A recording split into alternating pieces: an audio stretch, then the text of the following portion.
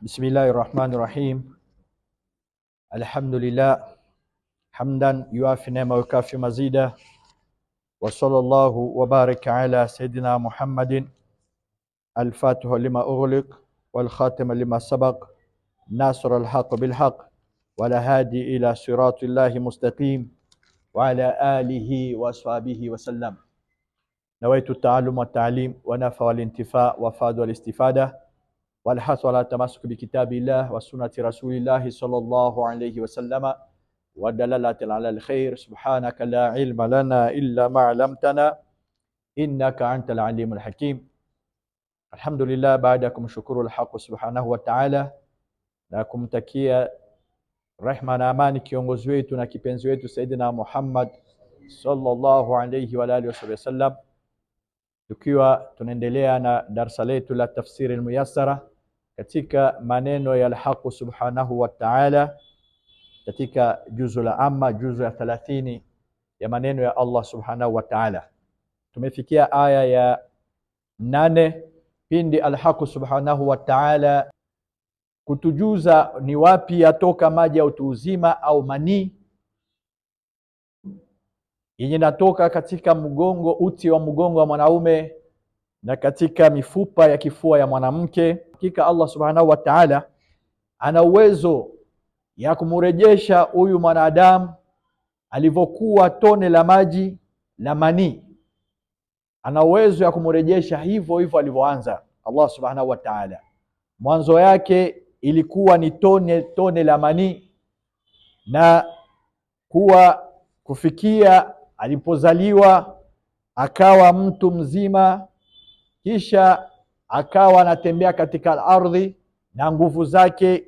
Allah subhanahu wa ta'ala anamjuza kama na uwezo ya kumrejesha huyu mwanadamu hivyo alivyoanza, kwa kumrejesha tena tone la maji. Hii ni raddi kwa wale waliokuwa wakikanusha uwezo wa Allah subhanahu wa ta'ala ya kumrejesha mwanadamu au kumfufua mwanadamu baada ya kufariki kwake. Lakini ala katujuza kama innahu ala raj'i la qadir, hakika Allah subhanahu wa ta'ala ana uwezo kamili ya kumrejesha huyu mwanadamu mwenye kutembea juu ya ardhi alivyoanza tone la maji, na kumrejesha tena baada ya kufa kwake, kumrejesha tena alivyokuwa tone la maji, au kumfufua baada ya kufariki kwake. Allah subhanahu wa ta'ala anamjuza mwanadamu, kumupa ujuzi ya kubuni matiere au mada ya mfano ya aside. Wama utitu min al-ilma illa qalil. Ikiwa hii ni elimu ndogo Mwenyezi Mungu subhanahu wa ta'ala kamupa huyu mwanadamu ya kubuni matiere ya kumgeuza mtu anageuka kuwa maji, au kugeuza chuma yageuka kuwa maji, basi Mwenyezi Mungu subhanahu wa ta'ala ana uwezo ya kumgeuza, kumrejesha mwanadamu alivyoanza tone la maji, kumrejesha tena tone la maji, au kuja kumfufua baada ya kufariki kwake. Allah akiendelea akisema, yawma tubla sarair, siku ambayo siri zote zitafichuliwa. Za wale walikuwa wakikanusha uwezo wa Allah subhanahu wa ta'ala, kwa wale walikuwa wakimpinga Mtume Muhammad sallallahu alaihi wasallam, siku ambayo siri zitafichuliwa za wale wote walikuwa wakijidai wakitii Mwenyezi Mungu subhanahu wa ta'ala, na huku ndani yao wana nifaq, wana unafiki ndani ya moyo zao. Siku hiyo siri zote zitafichuliwa za hapa duniani, za kila mtu siri zake zote alikuwa akificha, basi Mwenyezi Mungu subhanahu wa ta'ala ataziweka wazi wazi. Fama lahu min quwwatin wala nasir, huyu mtu hata kuwa na nguvu yoyote ya kujitetea siku kama hiyo, hata kuwa na uwezo yoyote au mtu yoyote wa kuja kumwokoa au kumnusuru katika siku nzito kama hiyo. Wasamai dhatir raja, au Allah subhanahu wa ta'ala anaapa kwa mawingu yenye mvua yenye kurejea. Sama ikimaanisha, na tunajua sote mawingu ndio inayobeba mvua, sio mbingu ndio inayobeba mvua, lakini mawingu ndio inayobeba mvua. Na hapa Allah subhanahu wa ta'ala akiapa kwa mawingu yenye kubeba mvua yenye kurejea. Na nini maana ya kurejea? Katika aya zingine, aya subhanahu wa ta'ala anasema, wa fis samai rizqikum wa ma tu'adun, hakika na kwenye mawingu au kwenye mbingu kunapatikana riziki yenu, kunakuja riziki yenu ya kila siku, na hivyo hivyo pepe yenye mnaahidiwa na Allah subhanahu wa ta'ala. Wasamai dhati raja wal ardi dhati sada.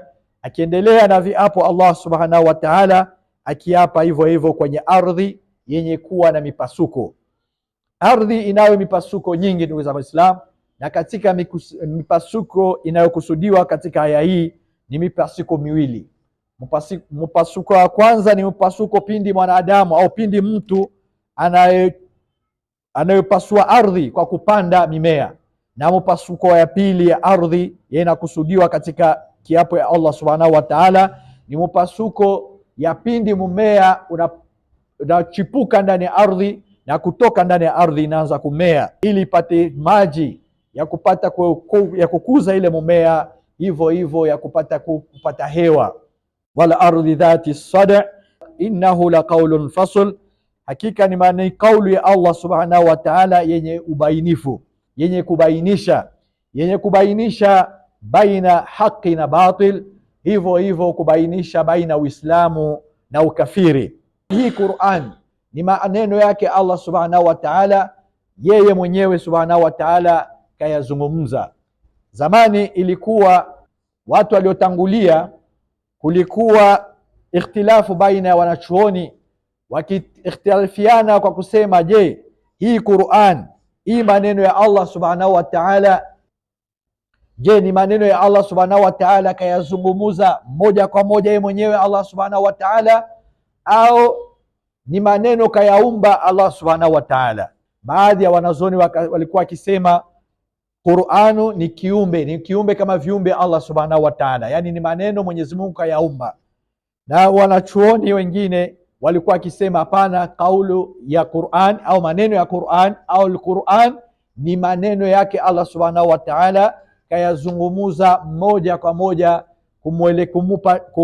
kumweleza Jibril alayhi salam, na Jibril alayhi salam kayapokea maneno ya Allah subhanahu wa ta'ala vile vile Mwenyezi Mungu subhanahu wa ta'ala alitaka ifikie kwa Jibril bila kupunguza. Jibril akayapokea bila kupunguza chochote wala kuongeza chochote, na Jibril alayhi salam akayatransmettre kwa Mtume Muhammad sallallahu alayhi wasallam, na Mtume akapokea maneno yake Allah subhanahu wa ta'ala bila kupunguza chochote, bila kuongeza chochote, na kuitransmettre kwa umati wake sallallahu alayhi wasallam. Tukiwa kama Muislamu atitakidi ikiwa kama Qur'an ni maneno ya Allah subhanahu wa ta'ala kayaumba, itamaanisha Qur'an haina utukufu kama ya Allah subhanahu wa ta'ala, bali itakuwa na utukufu katika utukufu ya viumbe Allah subhanahu wa ta'ala, lakini sio utukufu ya Allah subhanahu wa ta'ala. Na tunaposema kama Qur'an ni maneno ya Allah subhanahu wa ta'ala kayazungumuza moja kwa moja, ni maneno yake yeye mwenyewe subhanahu wa ta'ala, yamaanisha Qur'an, maneno ya Qur'an au kaulu za Qur'an, yani yana utukufu kama ya Mwenyezi Mungu subhanahu wa ta'ala. Na sahihi ni nini? Na sahihi katika wanachuoni ni al-Qur'anul Karim ni maneno ya Allah subhanahu wa ta'ala kayazungumuza yeye mwenyewe Allah subhanahu wa ta'ala, na yanayo utukufu kama utukufu ya Allah subhanahu wa ta'ala. Ni mfano majina al-asmaul husna, majina matukufu ya Allah subhanahu, majina sifat, majina za sifa za Mwenyezi Mungu subhanahu wa ta'ala. Wanachuoni wote wanasema kama majina na sifa za Mwenyezi Mungu subhanahu wa ta'ala ina utukufu ya Allah subhanahu wa ta'ala, na Qur'anu hivyo hivyo ina utukufu ya Allah subhanahu wa ta'ala, yana utukufu kama ya Mwenyezi Mungu subhanahu wa ta'ala. Yajuzu Muislamu akasema kwa utukufu wa maneno yako Allah subhanahu wa ta'ala, kwa utukufu ya Qur'ani yako ya Allah subhanahu wa ta'ala nitende kadha wa kadha, kwa utukufu wa maneno ya Mwenyezi Mungu subhanahu wa ta'ala sijafanya jambo kadha wa kadha. Inakuwa na haifai kwa Muislamu yoyote au kwa muaminifu yoyote kuapa isipokuwa kwa jina ya Mwenyezi Mungu subhanahu wa ta'ala na kwa sifa zake na kwa utukufu yake peke yake. Haijuzu kwa Muislamu yoyote kuapa kupitia viumbe ya Allah subhanahu wa ta'ala, na hii ndio yamaanisha kama Qur'an ni moja katika ina utukufu kama utukufu ya Allah subhanahu wa ta'ala. Hata Iblis pindi alipojua kama maneno ya Allah subhanahu wa ta'ala yana utukufu kama Allah subhanahu wa ta'ala, au sifa katika masifa ya Mwenyezi Mungu Subhanahu wa Ta'ala yanao utukufu kama ya Allah Subhanahu wa Ta'ala, ndio Ibilisi. Ndani ya Qur'ani tunasikia anasema wa biizzatika la ughwiyannahum ajma'in, na kwa utukufu yako Allah. Ibilisi anaapa ya usifa Mwenyezi Mungu Subhanahu wa Ta'ala kama atangamiza dhuria ya Adam itakayokuja baada yake. Hii inaonyesha kama mtu anaweza kuapa kwa jina Mwenyezi Mungu Subhanahu wa Ta'ala, mtu anaweza kuapa kwa jina, kwa majina katika majina ya sifa za Mwenyezi Mungu Subhanahu wa Ta'ala, yamaanisha sifa Mwenyezi Mungu Subhanahu wa Ta'ala yajuzu mtu kuapa kupitia sifa Mwenyezi Mungu Subhanahu wa Ta'ala. Innahu laqawlun fasl wama huwa bilhazl. Allah Subhanahu wa Ta'ala akiendelea kusema hakika hii maneno, hii Qur'an, hii kauli za Qur'an au hii maneno ya Qur'an au hii Qur'an sio maneno ya upuzi. Wama huwa bilhazl innahum yakiduna kaida. Allah Subhanahu wa Ta'ala akisema wenye kukanusha wanaendelea kupanga vitimbi vyao ili kuendelea kupuzilia maneno ya Allah Subhanahu wa Ta'ala na kuinua maneno ya upuzi na kuinua batil inuke zaidi ya haki kwa mbinu zote, ili haki ipate kuanguka, ili haki isipate kujulikana. Na Allah Subhanahu wa Ta'ala akiendelea kusema wa akidu kaida, na hakika sisi au hakika mimi nitawalipa katika vitimbi vyao. Kwa nini hatukusema kama na mimi nitawalipa au na mimi natengeneza vitimbi za kuwalipa katika vitimbi vyao? Kwa kuwa wanachuoni wanasema liana la yusnadu ala Allah sharran iktidaan, kwa kuwa Allah Subhanahu wa Ta'ala hainasibishwe kwake jambo lolote mbaya. Jambo lolote mbaya halinasibishwe na Allah Subhanahu wa Ta'ala. Ikiwa jambo lolote mbaya ujinasibishe wewe mwenyewe, ujinasibishe na viumbe, hapana Allah Subhanahu wa Ta'ala. Na hii ni katika uslub, ni katika mwenendo wa Qur'an au adabu ya Qur'an inayotufunza sisi ndani ya Qur'an. Mfano ya suratul Fatiha, utakuta Allah Subhanahu wa Ta'ala anatufunza sisi wakati tunapomuomba, tunaposema ihdina siratal mustaqim, tunamuomba Mwenyezi Mungu utongoze njia iliyonyooka, siratal ladhina an'amta alayhim, njia ambayo uliwaneemesha Allah Subhanahu wa Ta'ala.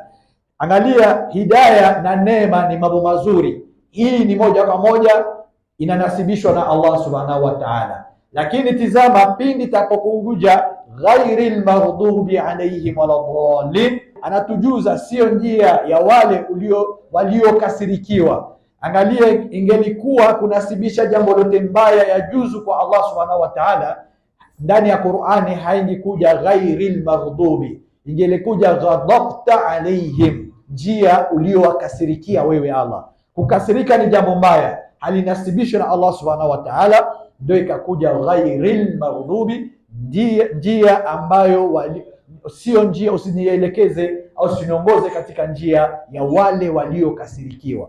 Waliokasirikiwa na nani? Hainasibishwi moja kwa moja Allah Subhanahu wa Ta'ala. Hii ni katika adabu za Qur'ani, nafikiri tulizungumzia katika sura zilizopita. Qur'an ina adabu zake za kusoma, adabu zake za kuipangilia mipangilio ya kufasiri, adabu zake za kufundisha watu, zote ni Allah Subhanahu wa Ta'ala katufunza yote ndani ya Qur'an. Innahum yakiduna kaida, hakika wao wanapanga vitimbi vyao, wa akidu kaida, na sisi tutawalipa katika vitimbi wanavyopanga. Vitimbi gani? Za kuvunja haki. Vitimbi gani? Za kuangusha haki na kuinua batil. Kuna watu wanapigia debe kuinua batil. Kuna watu mambo ya shari ndio wanapendeza, wanaipatia kipaa cha kwanza. Mambo ya haki hawaipatie kipao ya kwanza. Mfano, tuna mifano mengi. Utakuta kama ndani tuna leo, kila mtu ana smartphone, kila mtu ana simu nzuri. Utamkuta mtu wakati anataka kupartaje jambo lolote lenye fitna, yuko tayari mega alionunua. Hizo mega alizonunua, kwa kuwa anasikia ni jambo la fitna, mawaidha za fitna, yuko tayari atumie mega yake kupartaje ile video. Lakini zenye kuwa na madarasa nzuri, zenye kuwa na mwongozo nzuri, zenye malezi nzuri, hana wakati ya kupartaje hiyo.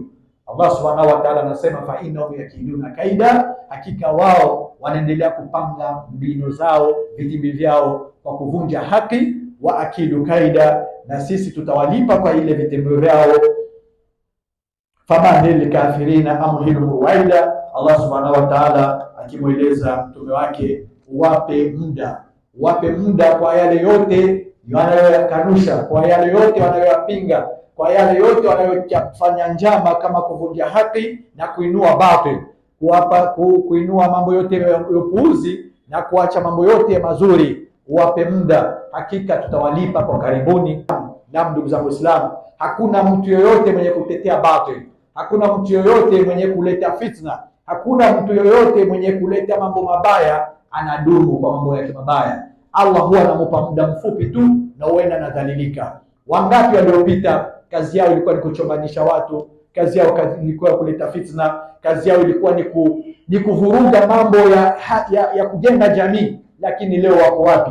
Allah subhanahu wa ta'ala anawadhalilisha.